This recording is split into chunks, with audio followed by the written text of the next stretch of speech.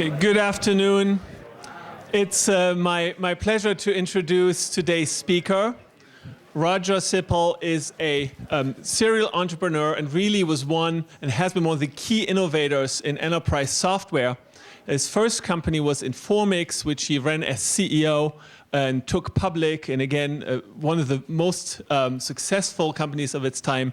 And after that, Roger funded and started two more companies, and he is now a private venture capital investor. Roger, thank you very much for joining us and for coming back to Berkeley.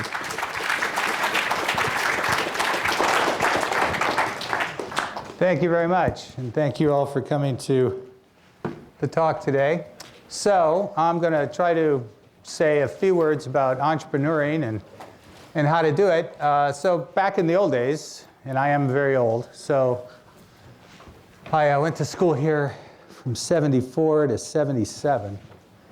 So it was a pretty easy formula. Go to a big college. So I got that part done. Get some sort of impressive degree, have a smart idea. That's pretty much all you needed in the early days of the software industry. I mean, there weren't very many software companies or software products. So if you could figure out what those programmers were talking about, and you were a business person, you know how to run a lemonade stand, you could build something, you could start a company, you were pretty much golden as long as you knew how to execute. But it didn't take too long before Bill Gates' picture was on the cover of Fortune magazine and sort of spoiled it for everybody. The word was out, you can make a lot of money in software. So nowadays it takes a true invention in addition to a whole lot of other things.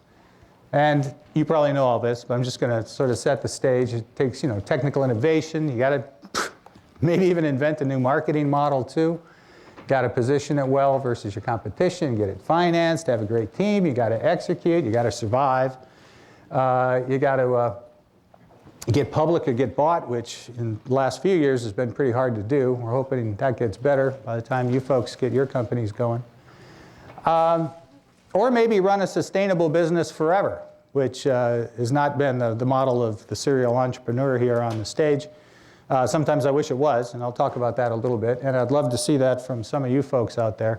Build the next great sustaining company that just grows and grows and grows and employs lots of great people doing great things. So there's lots of examples of how to build a great company, most of which I don't know very much about, like web search engines, PC hardware, wireless networking, cell phone systems. I know like a little bit about each of those things. But the examples from my life is what I'm going to talk about because I know a whole bunch more about those. The relational database, the applications of the enterprise software era, and the application server itself, which actually came a little bit after that. Now, what I didn't realize when I started Informix, when I was a student at Berkeley certainly, was that companies are a lot more about people than they are about even the technology and the markets. And I'll try to touch on that because I don't think that comes through very much. And I don't really know, I never went and got an MBA, so I don't know what they teach over at the HAHT school in terms of dealing with people or evaluating people. Or I'm sure there's organizational behavior classes and stuff like that. But there's a lot more about people in these businesses than there is about anything else. So I don't know what that exactly means for you, but other than to develop your people skills more than you might have thought before you heard the talk today. And stories are probably the best way to explain the elements I want to try to get across today about invention, funding, people, leadership, and execution. So I'll begin with all of these self-centered stories. So I did, yes, indeed, go to a big college. I got a nice computer science degree. I went, and doing that was not straightforward. I'll explain to the end, because I'm sure as you're all starting companies, trying to be entrepreneurs, you're all facing other challenges as well, indeed, probably while you're going to school. And so I just want you to know you're not alone. There are a lot of challenges in life. But I'll explain that toward the end. But my first job was actually at Bechtel Engineering over in San Francisco, which I think our hall is named after Stephen Bechtel. So thank you, Stephen, for donating the money for the hall. My job was to build a lot of reports off of a database. Did anybody ever see the movie The China Syndrome? Jane Fonda movie a long time ago? Oh, too bad. There's this nuclear reactor. The theory was, if it gets a crack and all the water leaks out, then the core overheats and it melts down and goes to China, right? It just goes right through the center of the Earth, comes out on the other side of the Earth. Well, in the movie, of course, it happens, right? The pump cracks and the water comes out and it starts overheating. So they go to the printout to find all the parts because they're supposed to try to find the X-ray for the parts and figure out how to fix it. Well, those were the reports that I worked at Bechtel because they were building these 21 nuclear power plants all over the world. And little did I know, I had to produce these reports because the Nuclear Regulatory Commission was going to shut down all these construction projects if they couldn't prove that they could retrieve these construction drawings from the vaults. And these reports were explaining what drawer of what vault the design drawings were in. So that was an exciting little job while I was still trying to finish my bachelor's degree. Especially it was hard because the report writer was terrible, because the data model in the database system, which was a primitive database system, was terrible.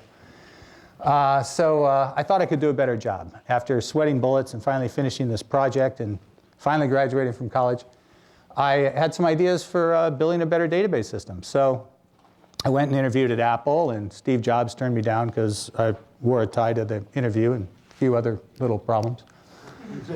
Well, all right, I'll tell you. So he asked me if I know 6502 assembly language, which was the assembly language of the chip he happened to pick for the Apple II, right? One assembly language is pretty much the same as the next, right? Move byte from here to there. I mean, how hard is it, right? So I go, well, I went to Berkeley, so I got a degree in computer science, and they make you take assembly language class, and you've seen them all. So I can learn 6502. So move on. What's your next question? That's not an issue. He goes, don't wave your degree at me. And I'm going, whoa. Didn't realize he dropped out of school. Okay, fine. Still kind of bugging him. So that's strike two. And then he goes, well, what do you want to do here at Apple? I go, well, I think these microcomputers are going to run just lots of different software programs that are going to be used in businesses for all sorts of business purposes, not just word processor replacements, which was the #1 thing then. The spreadsheet hadn't been invented yet. And he goes, well, that's it. Interview's over because we're all about home computing here, personal computing, so forget it. Take your tie and hit the road. So that was it, end of that interview. But I went to work for his competitor, which a company that doesn't exist anymore, but they were building one of the first microcomputers before the IBM PC. And Harry Garland and Roger Melling, just great people. They basically gave me an office and a project and treated me like a graduate student. Just said, you want to build some database stuff? Here you go. We'll check back with you in 6 months. Try to do good things. So I designed this relational database system in a report writer and query language and screen builder and application programmer interface and design documents, lots of the King's English, about that high. And eventually, when their hardware was late that was going to run this database system, they let me license these designs and start a company to do this sort of stuff. So for all you computer scientists in the room, this probably, hopefully, looks fairly familiar. It's the relational databases. You can take tables of data and you can select which records you want and which columns you want. You can project out just the columns you want, and you can join two tables together and get another table. That was really very flexible at the time. That was not only much more flexible than the other stuff that I almost killed myself trying to do all those reports for Bechtel, but it was considered unbuildable by some. It was going to bring computers to their knees. Now, the microcomputer I was going to try to make this run on, I had a 64K memory. I mean, I have to double check myself every time I say that because it sounds ludicrous. But the processor could only address 64 kilobytes. We had a 10 megabyte hard disk toward the end of my career there. But we were, at Krememco, about to come out with this Motorola 68000 based super microcomputer that would support like 8 users. But their product was delayed, so I left and I started a company to build this for all of the Unix machines that were going to run on these generic processors. And son of a gun, if both of those things didn't happen, so who made money on the relational model here? Well, Larry Ellison did. I did, but not nearly as much as Mr. Ellison. Bob Epstein, Mike Stonebreaker, a couple of Cal guys. And IBM made a lot of money. Ted Codd, who actually invented the relational model. So I wrote all these design documents, and I thought, gee, I've invented this great thing. I don't know what it's called. And then I read all of Ted Codd's papers. So it was like in 78 and 79, I wrote my design documents. Codd's papers were in I think it was really like 70, 71. The Computer History Museum brought us all back a couple years ago. It was really nice. They called me up and they go, we'd like to get all you relational database pioneers together to take your oral history while you're still with us. I'm thinking, okay, good. I am a dinosaur. They're putting me in a museum now before I die. But some of the guys from IBM actually were like 20 years older than I was, so it probably was a pretty good idea that they did it. So they got a bunch of guys from IBM, big room, big table, like 20 guys sitting around the table, right? And, you know, Epstein and all the guys from IBM and some guys from Oracle and some of the Ingress guys. So they went around the room and they said, well, when Ted came up with his original paper, which I think they said he wrote in 69, but no one could understand that one. The one he wrote in like 71, like one guy understood, and that was Chris Dayton. He wrote books about it. Then everyone understood what he was talking about. They went around the room and they said, well, what was your research topic in 1969? So it's coming around to me and I'm thinking, well, see, I was in the 9th grade. So yeah, my research topic was cars and girls, but mostly cars at the time. All right, starting Informix. Now, a lot of you with your businesses are thinking, how are we going to get this funded? So that was my issue, because they said, look, we'll give you rights to all these documents you wrote, and you can build whatever software you want with them. Just give us the first OEM deal. I go, okay, cool. Great, I got these documents. I spent 2 years writing them. I know it's the right stuff. And now that I've read Ted's papers, it's actually got a name. It's called the Relational Model. So I started Relational Database Systems, Inc., soon to be called Informix. But I had no money. And so I did have an ex-girlfriend. And she had money, because her dad when he was in the Navy, he had invested in American Research and Development, which was America's first venture capital company, which was a public company, and Digital Equipment went public as a dividend. So it was spun off as a dividend from ARD, and that's how they went public. So she had 0 basis shares in Digital Equipment. So I thought, well, maybe I can con her out of like 10% of her net worth. And so I sold her 10% of Informix for 20 grand. I thought that was a pretty good deal, because like instantly, I've got $180,000 worth of stock. I mean, you know, it seemed fair to me. Later, when the company was worth like $1 billion, unfortunately, she didn't have all those shares then, because it took a lot of talking. So I had to take her to the hot tubs, you know, and those were fairly new back then. I had to take her to Marie Callender's. I had to buy her pumpkin pie. She wanted whipped cream on it. But we do now have 3 kids. And see, aren't they cute?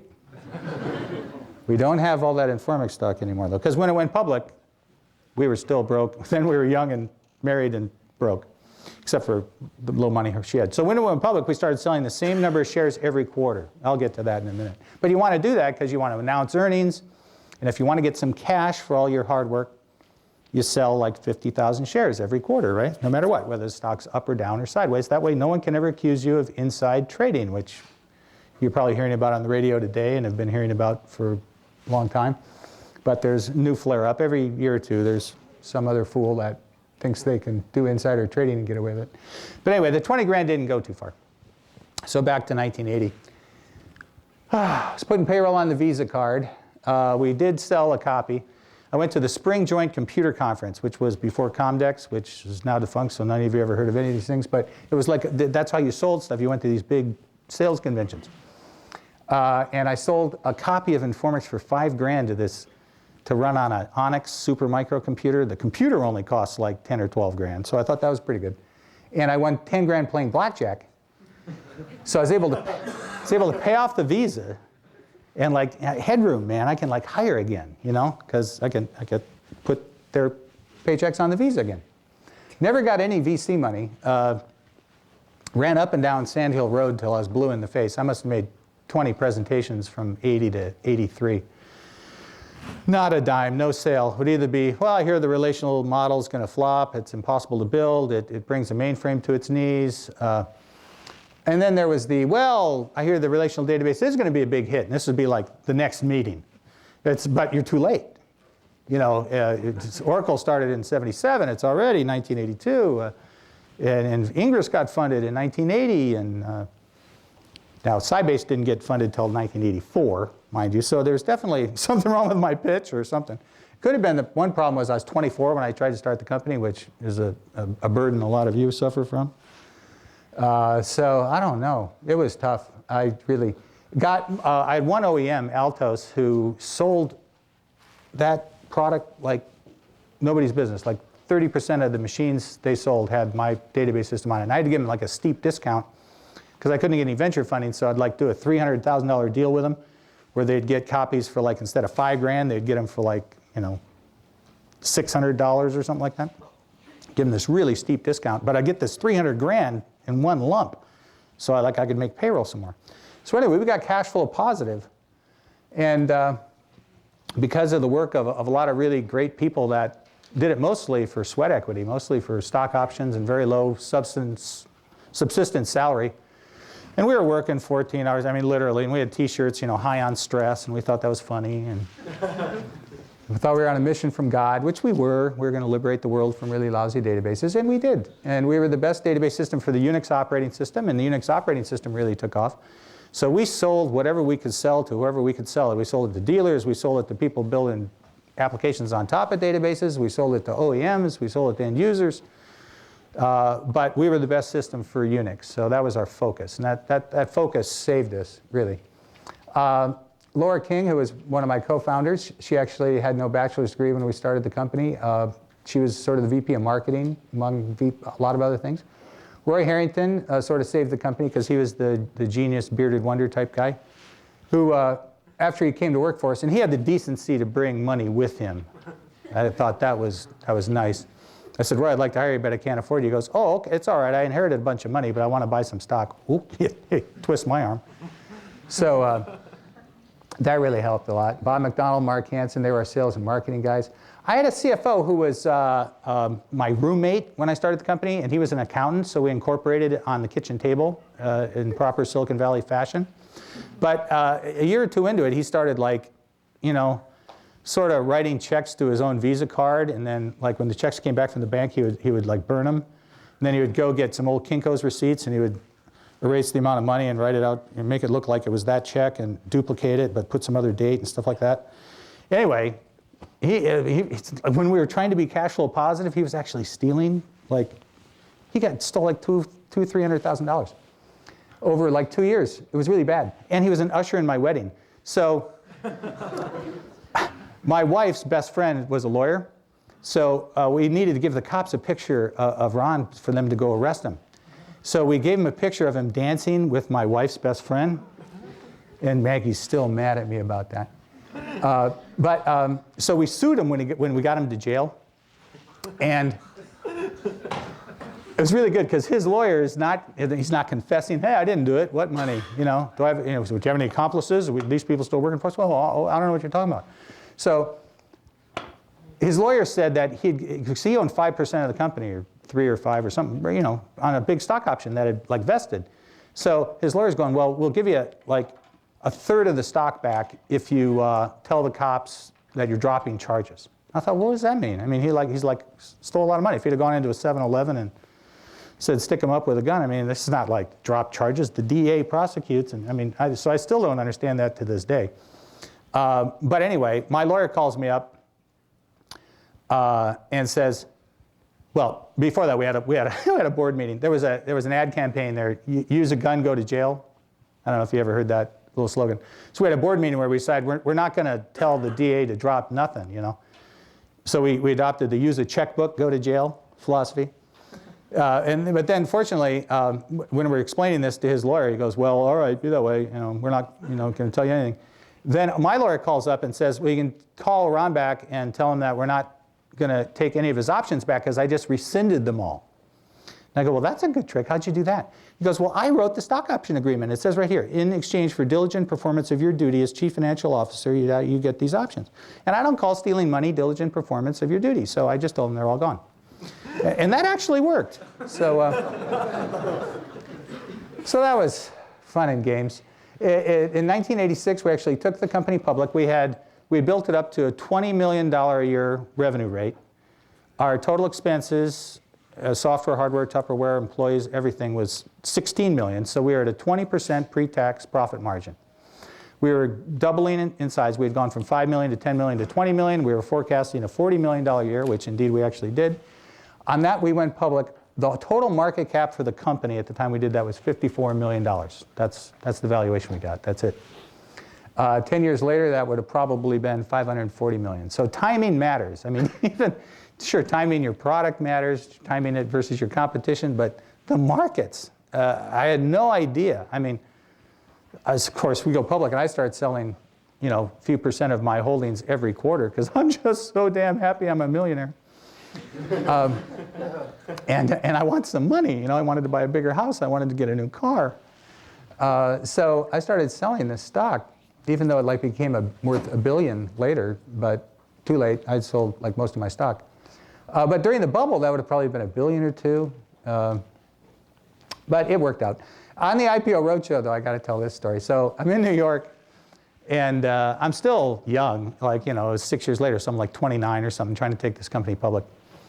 And Larry Ellison's out there, just happens to be in New York at the time, giving an interview to the New York Times, trying to screw up my roadshow.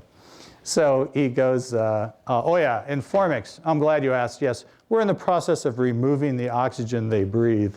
Isn't that a good line? He's got a bunch of them. He is a funny guy. I didn't really realize he was that funny, but he is. He's got a pretty good sense of humor.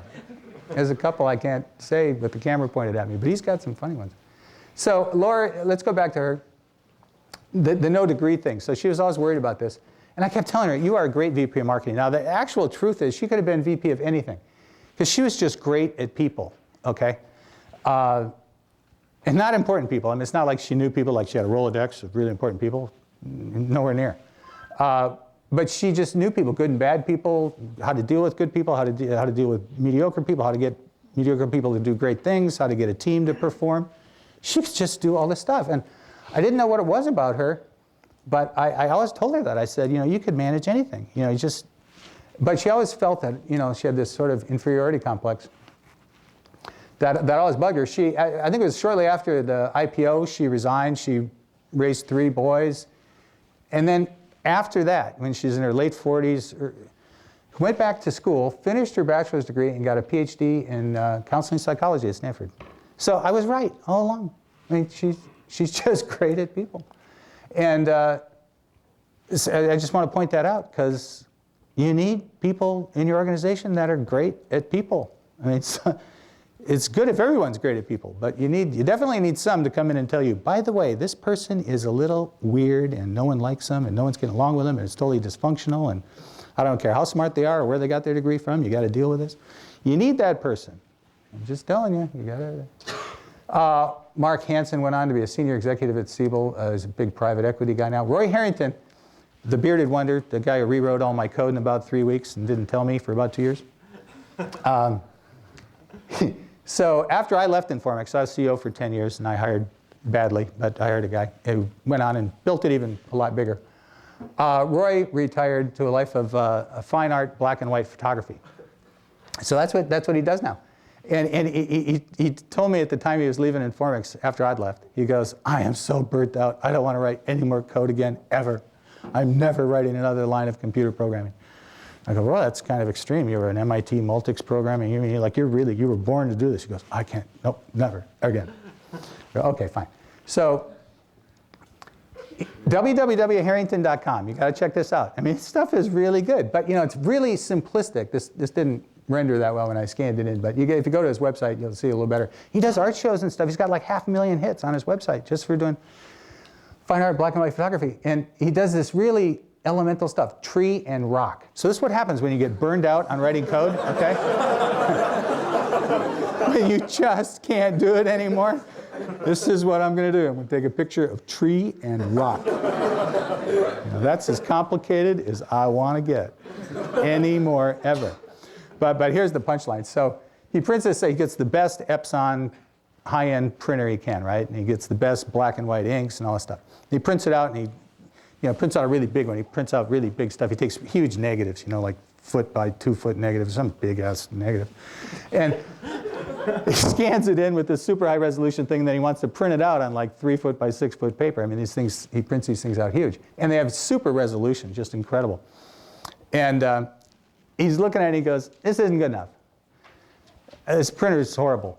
It's, it's putting a grayscale in there where I don't want one. It doesn't have enough degrees of grayscaling. It's doing this anti-aliasing thing or something. I don't know. He starts talking all these pixel words that I didn't quite grasp. So he writes his own printer driver, right? Is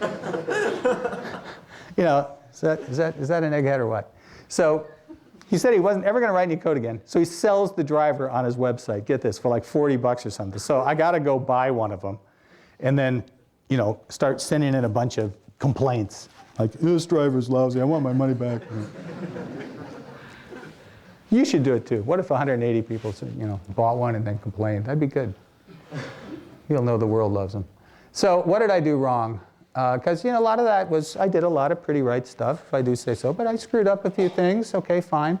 I probably should have never left, for starters. That's probably one little point to dwell on for a minute.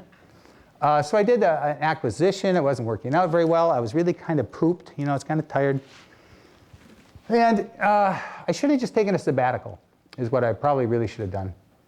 I should have gone back to basics. The acquisition was to get some office automation software to differentiate myself from Oracle. That was really stupid. Microsoft Office was about to take over the world. It was inevitable. I should have just stuck to the database thing. Who would have known databases would still be like a big deal today? I mean, Microsoft had just done this deal with Sybase. They were about to cover the earth with really cheap databases. I thought sort of the game might be over. Wrong. I could have just stuck to the knitting. MySQL comes out, database products are still coming and growing and getting bought for hundreds of millions of dollars. And who would have thought? So I hired a guy, long story there, but he was sort of he was the right guy in some ways because he built the company to, 200 million to 400 million to 800 million. But he really built a very different company, a very different culture. And long after I left, so I was never deposed, but he did, sort of do time, a little problem with financial reporting irregularities. He had some issues, but the company did move on, and inevitably IBM did buy the database part for $1 billion and then bought the other part for $1 billion. So new industry. Enterprise application software. So 1990s, early 90s, it was a new thing. All you really had to do was build an application on top of one of these great databases and put some important solution in a can, sell it, and make it modifiable and scalable, and you'd make a lot of money. So Sippl Systems with Salesforce automation, SAP, manufacturing automation.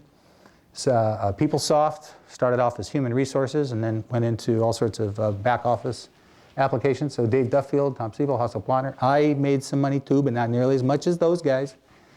They're all a lot better at it than me. But the way I made the money was I had this one great guy working for me, Steve Goldsworthy, who was the manager of our engineering organization since Roy was sort of the guru. So he wanted to start a company. So he came to me with a whole bunch of business plans. Couldn't figure out which one to do.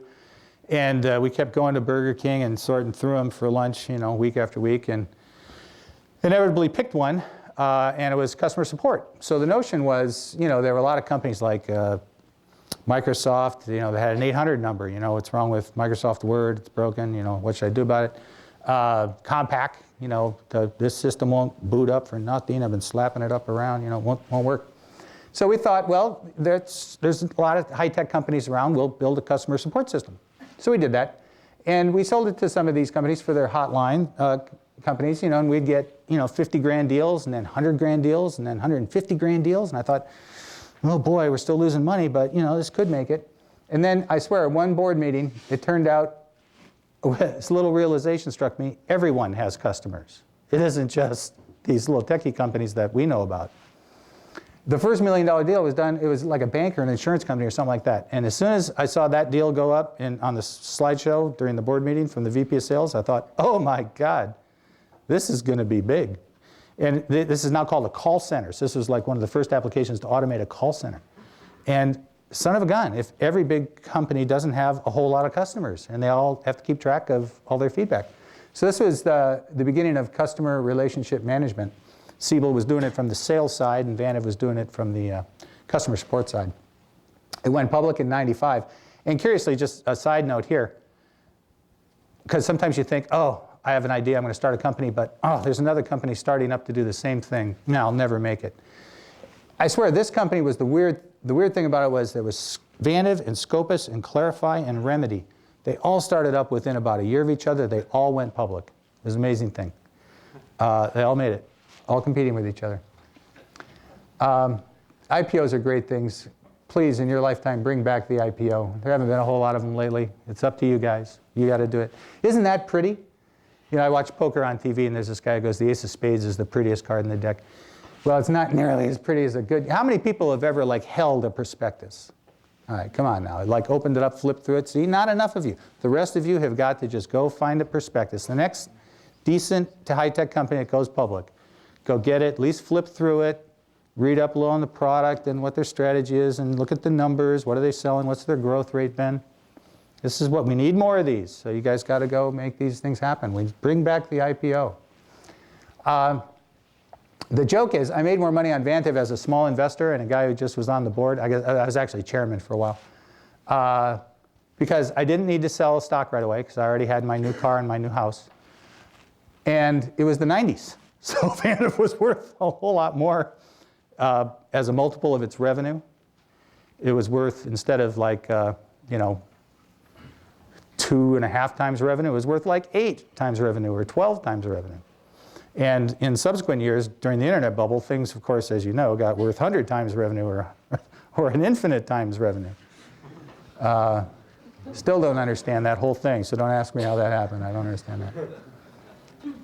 What did I screw up at Vantiv? Okay, well, again, it was some CEO issues. Turns out CEO is sort of a big issue, a much bigger issue than I thought it was when I was at Informix. The board's job is to really hire and fire the CEO, and you do a bunch of other stuff. But the number one job is that. And so we had a CEO. Steve founded the company, but we brought in the sales and marketing CEO, because obviously the techie guy can't sell his way out of the paper bag. Well, that was the theory. And indeed, Steve did need help. But we would have been much better off to bring in a really strong VP of marketing or VP of sales or VP of sales marketing or a president or a chief operating officer. Now that I'm older and wiser, there are a lot of other ways we could have done that. We could have skinned that cat a lot of different ways. However, Vantiv was doing great. Of course, all boats were floating higher and higher every year. The tide was rising on enterprise software. But you can't, it's hard to fire the CEO when things are going well. That was the same problem with Informix. The CEO I brought in, things were going pretty well. You can't, hard to fire him, even though he's doing things that you wish he wouldn't have been doing in terms of managing the company. If he didn't start cooking the books till after I was long gone, I would have caught him, and that would have been it, the end of him. But you know, the culture wasn't going right. But you can't. It's hard for the ex-CEO to fire the new CEO, even though he's doubling revenue and the stock's doubling or tripling every year. I explained that to Wall Street. We fired him because I don't like the culture. You know, that wouldn't have gone so well. So there's this CEO thing's kind of an important thing. On the other hand, if you're CEO and you really don't know how to sell anything or market your way out of a paper bag, you really have to decide what type of person to bring in to help you run the company, and whether he's going to be CEO or you're going to be CEO, or what the deal is. In venture investing, that's one of the biggest issues, especially when you're investing in companies run by young entrepreneurs. In Vantiv's case, Steve True was not the Wall Street ideal or the venture capitalist's ideal of a perfect CEO. Had no sales and marketing experience, was a VP of engineering his whole life. But he had a passion for the product. He had a passion for the marketplace. He had a passion for the company. He built a great company. It had a great culture. I think we'd have been better off to stick with him. Bill Davidow, who was the other guy at Vantiv who was on the board, who was the key player, he told me afterwards, and I think he was talking to me more about Informix than he was about Vantiv, but I think it holds true for both.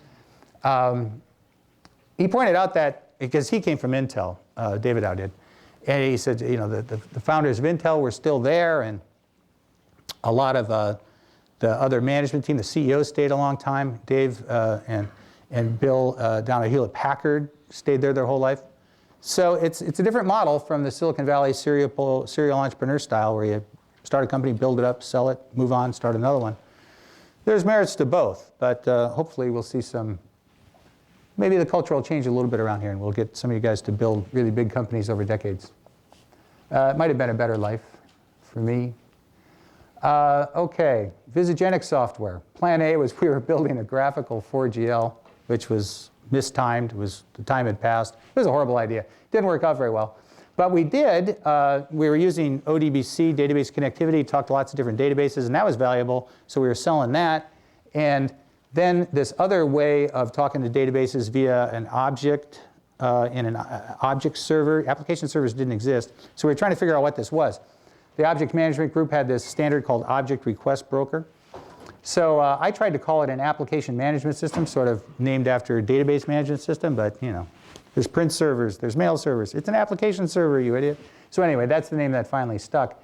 It was before Java's J2E, but we had the first Java application server, and we actually took this company public on virtue of this architecture, that we had the first software that allowed Java applications to exist in a middle tier. So a user interface could talk to the customer object, and the customer object went to the database and searched around tables or multiple databases or whatever to find out what the customer was that the guy wanted and return the customer back. So the three-tier architecture using the Java programming language is what got this company public. It really saved the company. All of a sudden we had a hot product, revenue started climbing.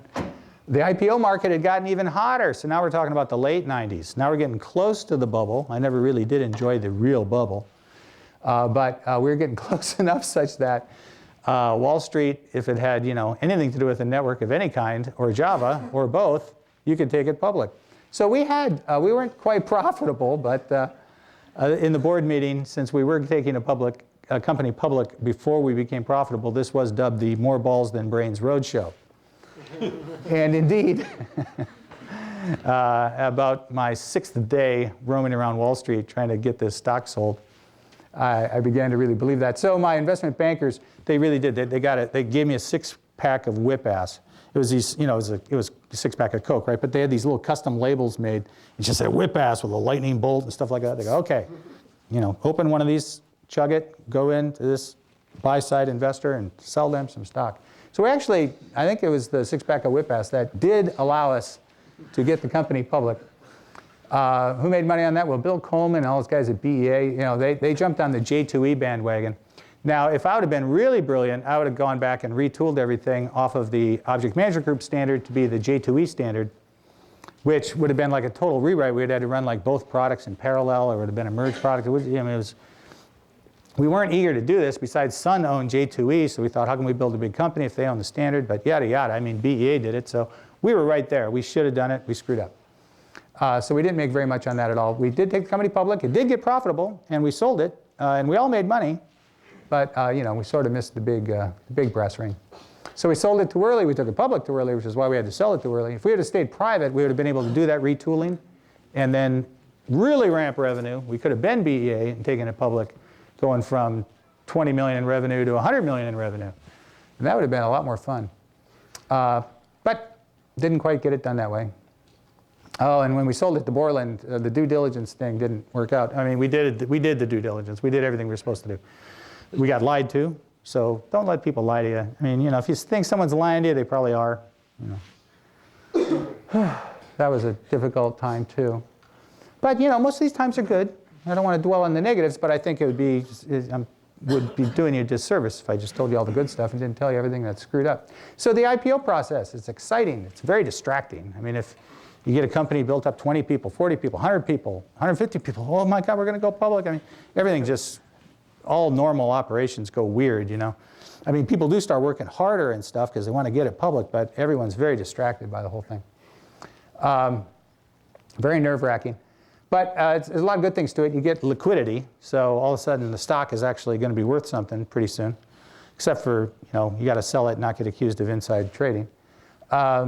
You're viable. Your customers stop asking you, can we see your books? They just stop asking because you just published them. You're very proud of them. You went public. You're a big hit. Everyone wants to do business with you. So instead of being worried about doing business with you, they want to do it. It's good. You get notoriety. It's like free advertising. It's great. You can survive in the long term, so in case you do screw up, you still got a lot of money in the bank. You can retool. You can fix things. However, you do subject yourself to the bad quarter syndrome. So before subscription revenue recognition, you would sell something for $1 million and you would book it, and so you'd have a $10 million quarter, and that'd be great. But if then you had a $7 million quarter the next quarter, your stock would go from 18 to 3. And that wasn't any good at all. You'd get all this bad press. People would start expecting layoffs, and you go, we got $50 million in the bank. We just had a bad quarter. What's the big panic? Well, Wall Street doesn't see it that way. I mean, they just tear you apart. All your investors are calling you up, yelling at you. This is going to make me look. Well, I don't care. You just hold the stock forever. We're going to do a lot better next year. Oh, I'm not going to wait until next year. Well, go to hell then. It's just, the whole public thing is just really, it's very different. So, you want to have your whole act really together before you go public. And then there was this guy, Bill Larac. Who's ever heard of Bill Larac? This is way too young for you guys. But this guy, he would sue you. Whenever your stock fell, you had a bad quarter, your stock falls, this guy sues you. Why? There's no reason. It's because Ralph Nader, the Pinto's blowing up. That was before your time too. But Ralph Nader made this class action law so that, one guy can say, hey, I'm pissed, and there's a lot of people that might be like me. And so we're going to sue, instead of for the $1,200 I lost, we're going to sue for the guy, market cap went from 500 million to 150 million. So there's a $350 million ambulance to chase here. And I'm going to go sue these guys for $350 million on behalf of everybody. Even though they don't really want the company sued, I'm a lawyer and I'm going to do it because Ralph Nader said I could. Okay, so that's Bill Larac. So all he would do is, as soon as your stock fell, he would submit a complaint. He would sue you. And he'd have the wrong company in there. He'd have the wrong people. The CEO's name would be wrong. Because he just off the word processor as soon as possible. Because he wanted to get it in there before all the other lawyers so he could go to the judge and say, I'm lead counsel because I've been on top of this. Swear to God. So now we have Sarbanes-Oxley, the Accountants Full Employment Act. Instead of your audit fees being $500,000 a year, they're $2 million, just because now we got all these extra regulations and they're just using it as an excuse to charge you a lot more money. So as you go through your lives, could you please undo some of that? Because there really aren't that many corrupt CEOs. Yeah, there are some, like the one I hired. Not to mention my CFO, but that was when we were still private. But there's no need to cripple America's free enterprise. That's Bill Larac on the right. He got to spend the night in the White House. So John Doerr of Kleiner Perkins and myself and about 4 or 5 other guys, we started a fund. Because I got sued 5 times by this guy. So I was really getting tired of it. So we started a fund. We lobbied Washington. We got a new law passed that you actually have to have a cause of action before you sue a company, even in a class action suit. So Larac, who raised more money for Clinton than anybody in California, because he represents the plaintiffs' bar in California, he gets to spend the night in the White House. And here he is spending the night in the White House in Clinton's first term. And Clinton vetoed our bill the next day. Swear to God. It was his first veto, and it got overridden by Congress a couple weeks later. It's a true story. That's just how it goes. He sued me for each of those companies. I think he sued me twice on Informix and Vantive, Peoplesoft, and Interwoven. And during that campaign to change the law, he put up a website of likely repeat offenders. And he's got me and a bunch of great people. He's got Gordon Moore, the guy, Moore's Law. He's got John Doerr. He's got me. He's got all these great people. I go, this is a great website. This is good. I took a snapshot of it. I was proud to be up there with all those people. Likely repeat offenders. Anyway, he's doing time. I think he's still in jail. And just like Al Capone, right? They don't bust him for starting the mafia. They bust, Al Capone for tax evasion, right? They get this clown for. He finally bribed somebody to be a plaintiff, right? He didn't have a plaintiff handy. Some company missed their quarter, and it was a really juicy one. So he goes and finds someone who owns some shares, and he pays the guy to be the designated plaintiff to represent everybody else. And that's illegal. That's the technicality he went downtown on. Good Lord. Anyway, inside trading. So selling the same number of shares every quarter. So that the Chronicle writes a column, So I do that for 12 quarters, right? And the stock goes up. Every time I sell it, the stock goes up the next quarter. So one quarter, I sell the stock and it goes down. And so Herb Greenberg in the Chronicle writes up a whole column, Sippl, insider trading. He sold this stock at 18 and the next quarter was a bad quarter and the stock's now at 12. And he made, 50,000 times $6. He made $300,000 that should be paid back, And So my lawyer, so I'm about to call him. My lawyer comes running in my office as soon as he saw the paper going into my office. He goes, do not call him, don't call him. I go, why not? I'm calling this son of a bitch, I'm gonna tell him what I think. And let me handle it, I'll handle this. So, okay, you got 1 day. So, my lawyer calls him, and the lawyer comes back in my office, and I go, well, did you tell him that I've been selling shares, same number of shares every quarter? No matter whether the stock's up or down? He goes, oh, he knows that. I go, well, why did he write that column? And he goes, because it sells papers. I'm going, okay, now I know who you're dealing with. And he goes, he said that a guy like Sippl, and a guy like Sippl is damned if he does and damned if he doesn't. So there you go. So when you do succeed, don't expect a whole lot of praise and thanks. I mean, you get a lot of it and stuff, but there'll be these other guys like the Lorax and Herb Greenberg and stuff like that. So going public, entrepreneurial at all. You're doing it for the money, it's actually not quite worth it. You can go to work, get a great job, you're all very bright, high educated. You can make enough money, you can sing in the Christmas choir. It's a lot of fun things you can do in life. Why are you doing it? And I'll tell you why. You do it for the lucite.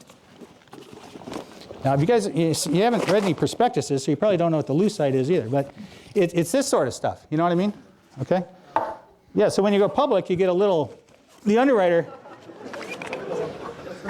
gives you one of these babies. That's Visigenic, that's a good one. This one I shouldn't have pulled out. That was actually for a party I threw. The party was so good, my underwriter made lucite to celebrate the party. That's another Visigenic, that's a double. Later on, only some investment bankers did this, but then you have 2 investment bankers usually, and then sometimes you get doubles. You get one from each investment banker because they decided that was Vantive. That was good. And this is cute. This has a little prospectus in it, inside it. And that's because the Informix one did. And so the other investment banker on the Vantive deal, after he heard me bragging about how much I liked the Informix one, they weren't going to be outdone. Here was the first one. This is the mother of all leucites. So this is the Informix IPO. And it's the whole prospectus right in there. Anyway, that's why you're doing it, for the leucite. Questions, anybody?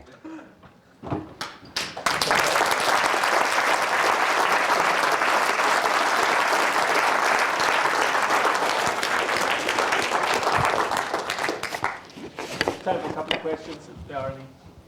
Here's Supportsoft. This was a good one too. Yeah. You mentioned that for a couple of years you couldn't get any VC money. So I'm just wondering whether you had a survival strategy during that time. And if you did, what was that strategy? Well, you saw part of it. The pumpkin pie was key, and the trip to Vegas and putting payroll on the visa. But really, it was just work really hard and find something to sell. So we were working on a whole database management system, but actually I realized that the C programming language had no ISAM. It had no way of reading and writing index records at all. So we took the retrieval method that we'd already finished and we declared it a product. We called it CISAM, and it became an international standard. And we sold it very cheaply, so it was much easier for people to send us money in the mail. Much shorter decision cycle, so instead of a 6-month evaluation, people would just say, oh, finally, C's got an ISAM, thank God, I know exactly what that is, that's what I want, I'll take it. And so we found smaller products to sell and found other channels that cycled cash more quickly. Thank you. Another question? Yeah. So you said that one of your regrets was that you would get out of the company too early or do something or miss some change. Yeah. So now that what's some advice you would give for us to be more aware of changes in the business environment as they happen, so we can maybe react more swiftly?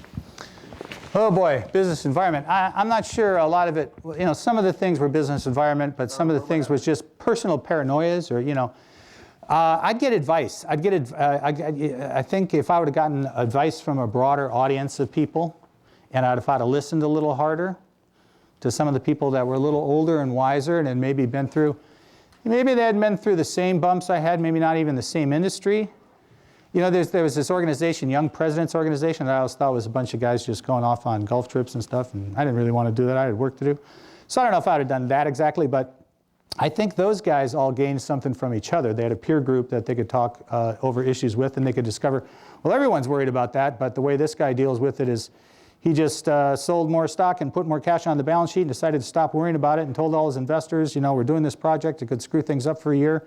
So hang tight. If you don't like it, sell. Don't call me. Don't bother me. This is what we're going to do. And so, I think they sort of shared ideas with each other. And having a business advisor that's older and wiser, putting guys on your board that have been through different industries and different markets. But at the end of the day, it's kind of all the same. I mean, I've done a few medical deals now, and it's kind of all the same stuff. It really sort of is. I wouldn't have believed that when I was in college, but it is. Maybe one last question? A lawyer is a good place to get advice. If you get a great lawyer, not just your average run-of-the-mill lawyer, but a lawyer kind of like in Fear and Loathing in Las Vegas lawyer. One more question? Yeah, there we go. Yeah, I was wondering if you could just comment on kind of the state of the VC industry right now. Right now, it is terrible. So glad you asked. I think during the bubble, far too much money was invested by the California Teachers Association pension plan and stuff like that, organizations like that, and there's thousands of them. And they have $1 billion or $10 billion apiece under management.